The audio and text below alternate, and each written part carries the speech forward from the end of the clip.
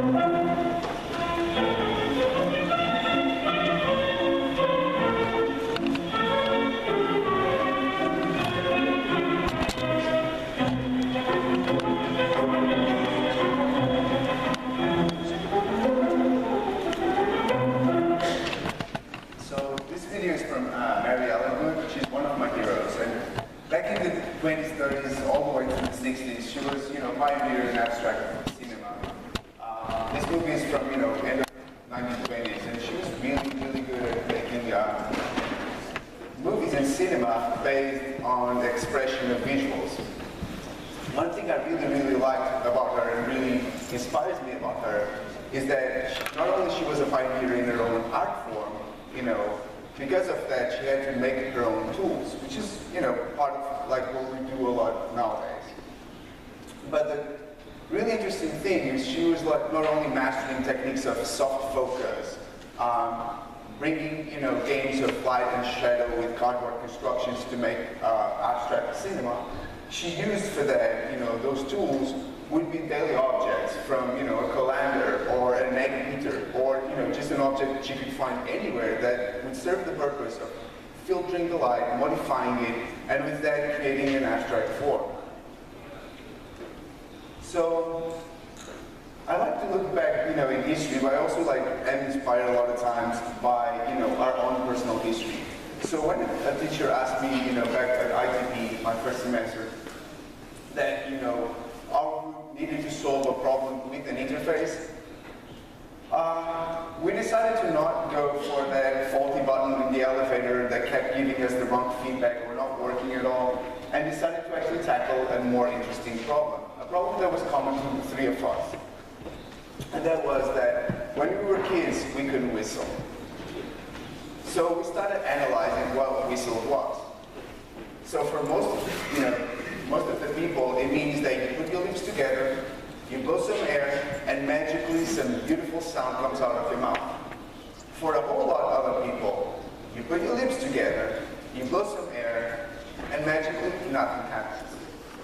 So we figured that, for the action of whistling, there was a very, very simple gesture. Put your lips together, blow some air. Now, how can we capture this gesture? We could go with intricate and complex forms of computer vision, analyzing your face, figuring out where your mouth was, figuring out how your mouth was. Were your lips, together? Were they creating a hole?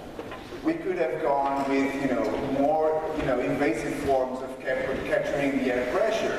With maybe a tube coming out of your mouth, you go through there and you sense the air pressure. But instead, we actually went in a completely different route.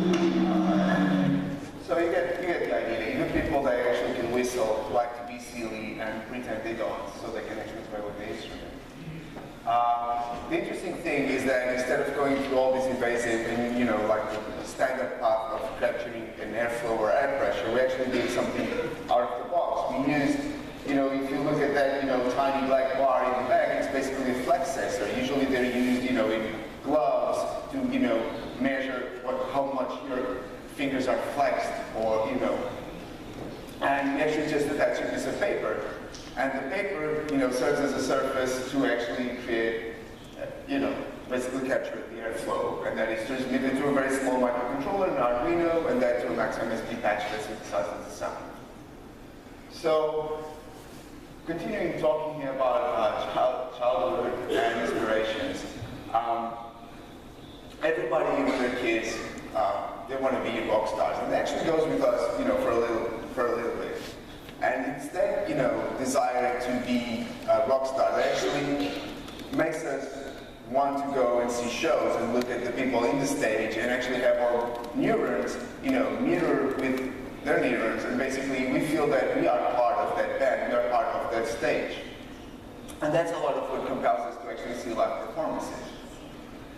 So, when you're a kid and you do mimic these gestures of like playing guitar and playing the drums, there's 2 or 3 interesting facts about that. One is that the gestures, even though they're from a non-professional, just a little kid that doesn't have any clue how an instrument sounds, what an instrument is played, those gestures though are very close to a professional musician gestures. And on the other hand, they're not only closed, but a theory called motor-mimesis states that the parts of your brain that are activated when you imagine the sounds, when you pretend you're playing the sounds, are exactly activated simultaneously by the same parts when you actually play the instrument. So there's a direct and strong connection between your motor system and your imagetic system. So another thing that inspired me to do the project I'm going to talk about was the Guitar Hero. But it actually rubbed me on the wrong way. So Guitar Hero also takes, on us by our emotionals, by our desire to be rock stars, by our emotions coming from the music. But instead of actually giving you a creative input or output, of giving you a form of expression, it's a really interesting game, but it doesn't really allow you to be creative. In the end, you're just playing Simon Says on a plasticky guitar. You press red, green, yellow, blue, and you follow the rules of the computer. And that's all you do. Really interesting game, but not really that creative. For me, at least. So I started looking at ideas and started sketching ideas to create a musical instrument that could make any of us the rock star. Especially the ones of us that don't know how to play any musical instrument, and they would never be in a band. Also, because I want to create an instrument for people who don't know how to play music, it had to be the whole band instrument, because nobody will really want to play with us. So I started sketching, looking at instruments, and looking at how we actually interact with these instruments, and created a selection of 3 of them that could make, my one-man band piece. And that would be the guitar, the stand-up bass, and drums. So I started analyzing them and finding common points in their interaction with how we interact with them. So we know that, you can see in the orange part, we trigger a note. When we pluck the string, we trigger a note. But then we have the neck of the guitar that we actually modulate the string and choose what note we actually play. The same with the stand-up bass, and in a sort of similar way, the same with the drums. We hit it, but depending on where we hit in the skin of the drum, we'll pick another note. So based on that interaction, I created an instrument that could be basically one instrument and 3 instruments at the same time. And it's called Twist, Transformable User Interface Custodian. If you pick it like a guitar, the indicator light you can see on the top of the instrument becomes blue, lets you know that it's a guitar. Being played like a guitar. If you put it laying down with the interactive surface facing up like a drum, it will behave like a drum. And if you put it in a vertical position, it automatically changes its color to purple and becomes a stand-up bass. And this is what happens when you play. Oh, right here. Actually, I also added something else. If you want to play, you cannot play all these 3 instruments at the same time. So you need a way to actually record. So I created a multi-track recorder and looper that you can have on the instrument. So you can actually record any of the instruments you play, and put it on track, record another instrument, record the same instrument, record another instrument, or the same again, put them on tracks, play them back, and play on top of them. So you can really truly become your one-man band. And this is what it is like. So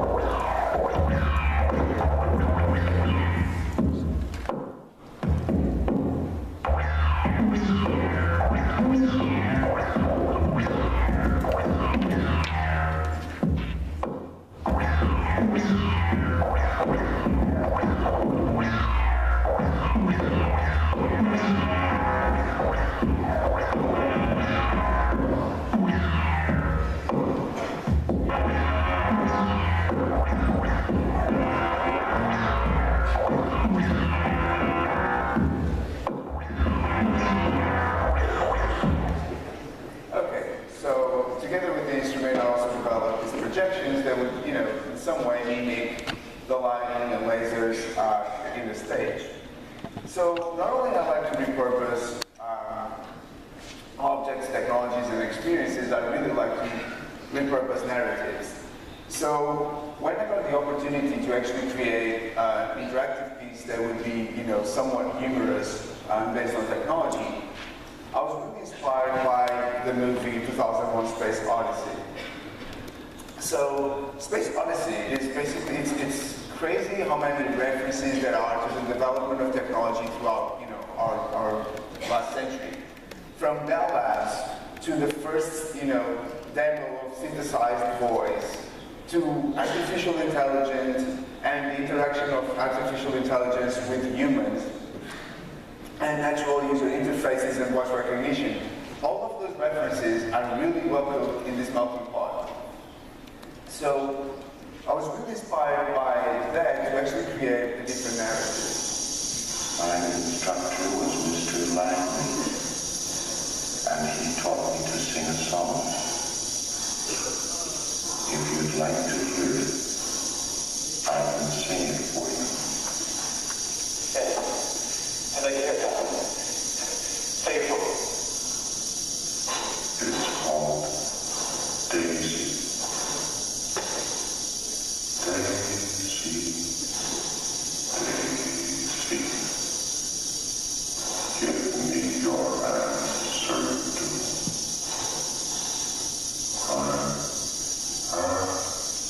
crazy over love of you. So that's actually a direct reference to the first, voice synthesis demo that was programmed at Bell Labs in around 61 and was done in an IBM computer. So this is one of the last moments we actually see how the robot computer, we don't really see more of him throughout the history. At this point, the narrative follows the protagonist and Hal is forgotten in a spaceship. And this is exactly the point where the narrative of my next piece actually starts.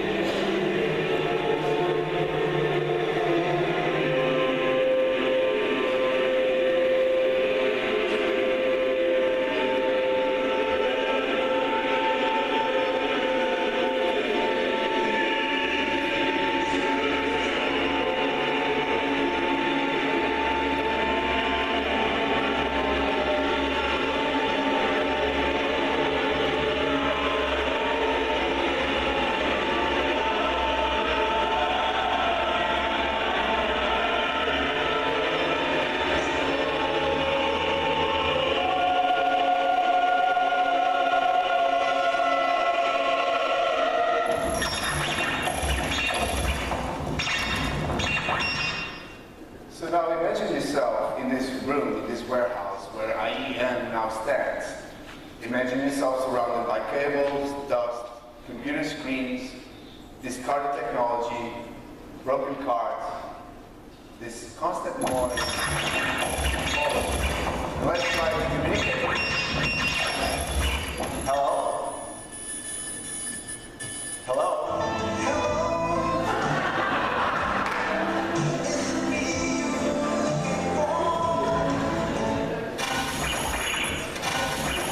So how should I come forward? Okay, that's probably enough. Goodbye.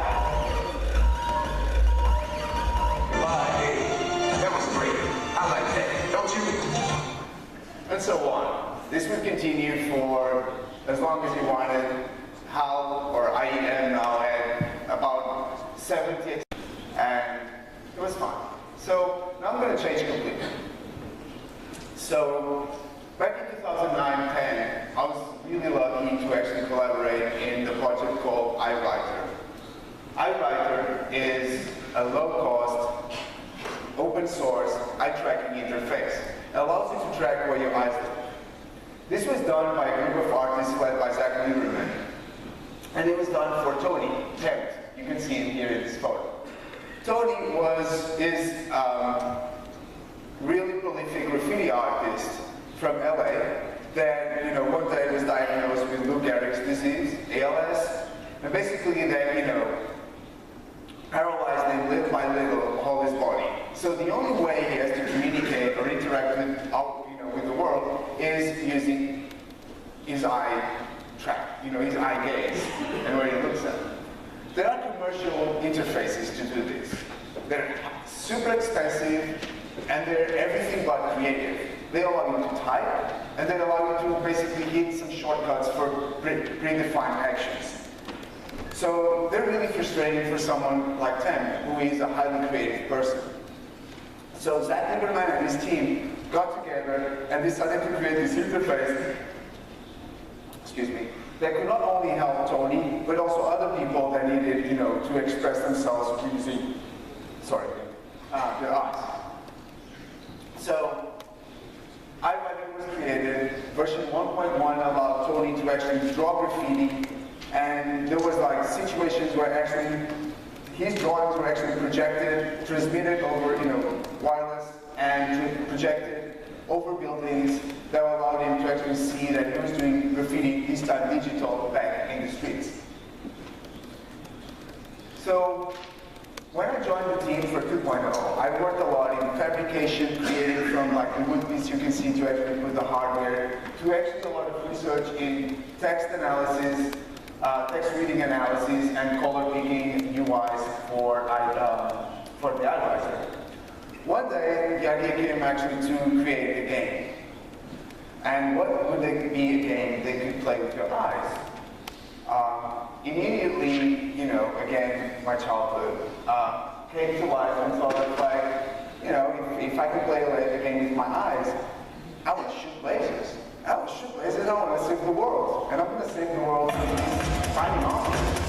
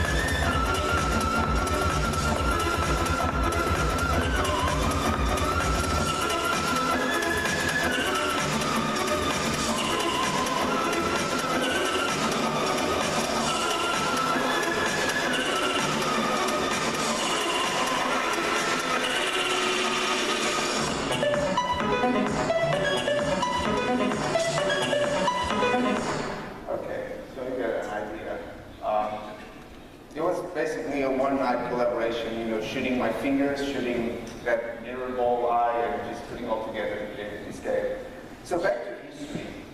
Shadow's Park is one of the biggest, inspirations for me. Back in the 70s, Alan Kay designed what would become the precursor of tablet and mobile computing, the Dynabook.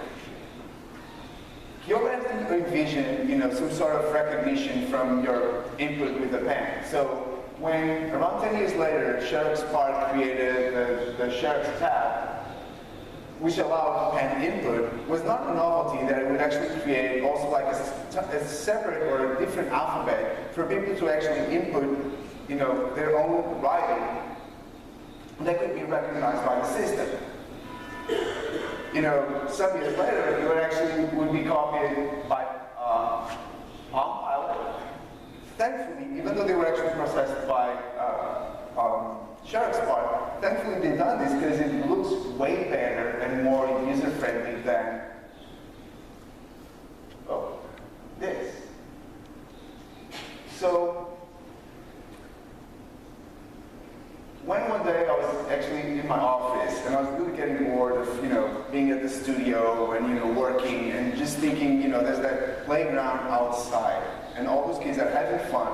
And we're always like in studios, in schools, in offices. We have fun sometimes, but most of the time it's just like working. So I decided, what if I create my own playground in my studio?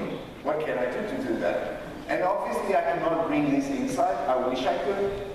So I had to create my own playground. And to be virtual. So I started thinking maybe I can actually use a Kinect to track my body, maybe track my hands. And then maybe I can use gestures to actually create, the elements of the playground. So going back to those like Unistroke libraries, I basically repurposed one to actually create my own gestures. And I created three simple gestures. Draw an interactive object, a ball, draw barriers and structures, and delete them. This way I could create endless games.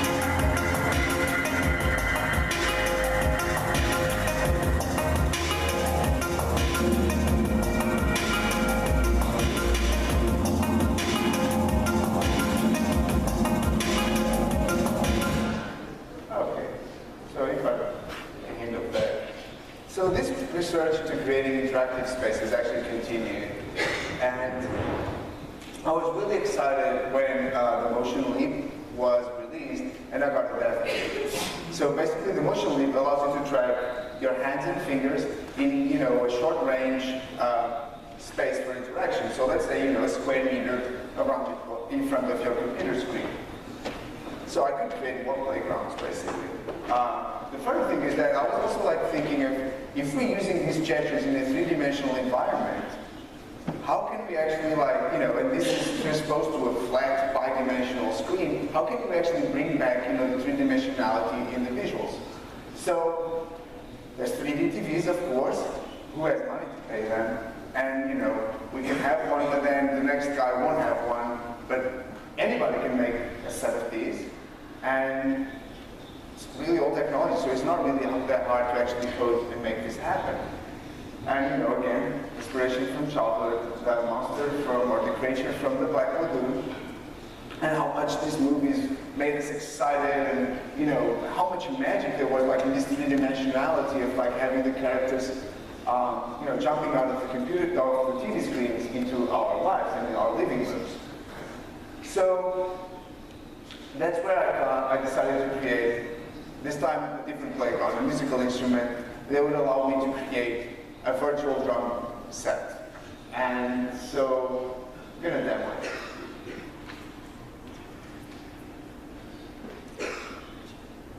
So by creating three gestures, a circle, a square, and a triangle, you can create a different drum pad, and then you can interact with it in the virtual space.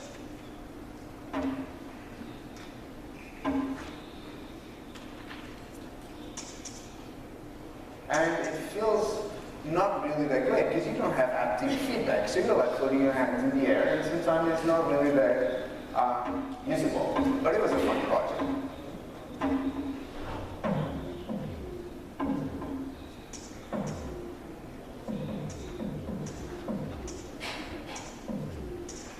You should always carry anaglyph goggles on you, especially when there's a potential demo for a project with that.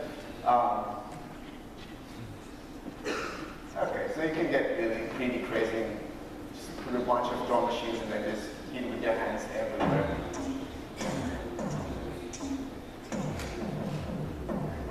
Okay.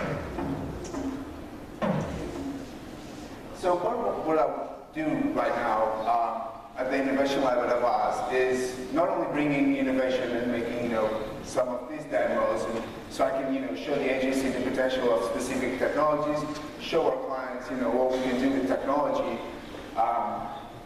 and do that in a pretty much free way that we can really show creativity and interaction and research. I also look for creative partnerships. So when Intel, with their perceptual computing group, released their SDK, which allowed and strived for multimodal interaction, we were really excited and decided to partner with them. So what this SDK allows is to use different modes of interaction together as one single model. So imagine that you can actually use hand and finger tracking together with object recognition, face tracking or face recognition, voice recognition, and you can use all of these potential technologies, all of these interactions together in one single model. So we partnered with them and we brought them to New York to do their first hackathon.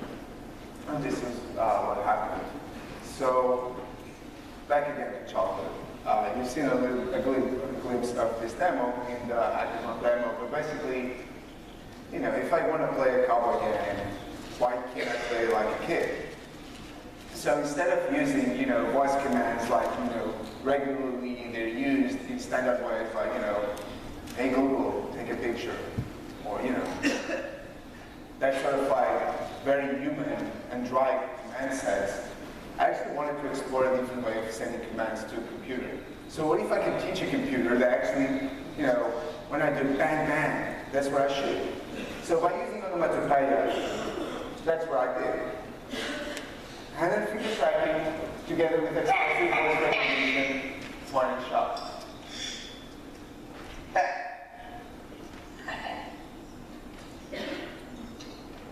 Pew.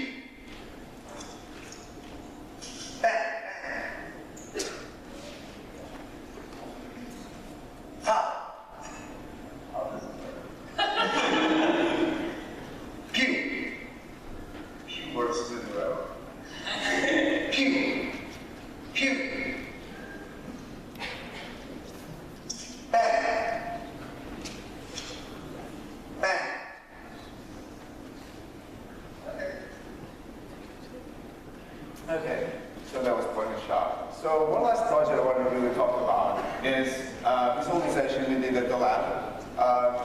The main person behind the visualization was Eugene Shin, our intern, she was really, really into visualizations. And one day we decided that, we need to, somehow show the potential of real-time visualizations with Twitter feeds.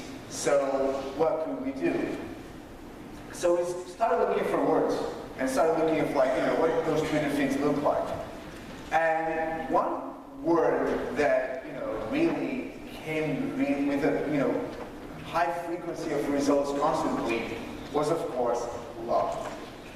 So we decided to create a map where there are no borders, because love has no borders. And we decided to follow love around the globe, jumping from a Twitter event to another Twitter event, following love around the globe. And every time we would hit love, firecrackers would explode in the sky. And this is, what it looks like.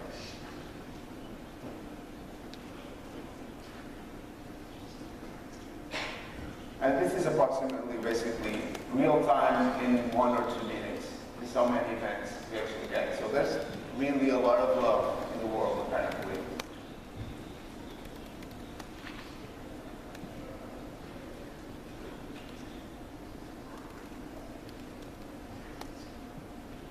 So, our brain is a model for magic, and we just need to fuel it the right way. So just keep fueling it and keep following, love. Thank you.